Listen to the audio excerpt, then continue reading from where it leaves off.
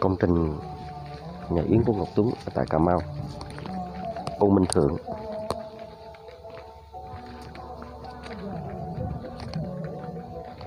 Là đổ được 1 tấm rồi. Khu vực này cũng chưa có nhà yến nhiều, chỉ được có 2 căn. Đây là nhà mồ ở dưới Cà Mau hay có kiểu này nè, cô chủ đầu tư nhà yến.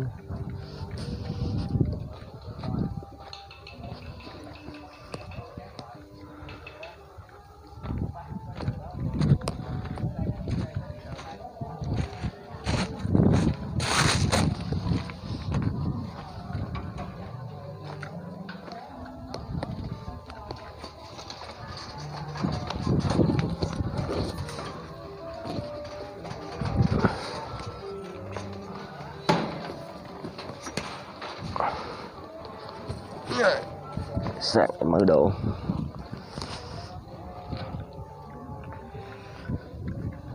616.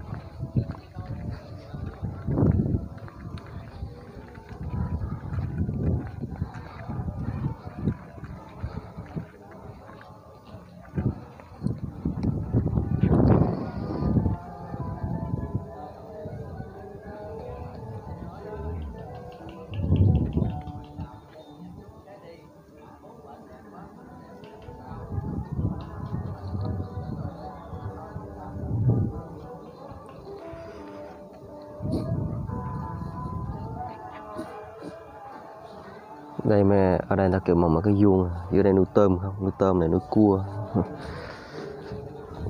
cá.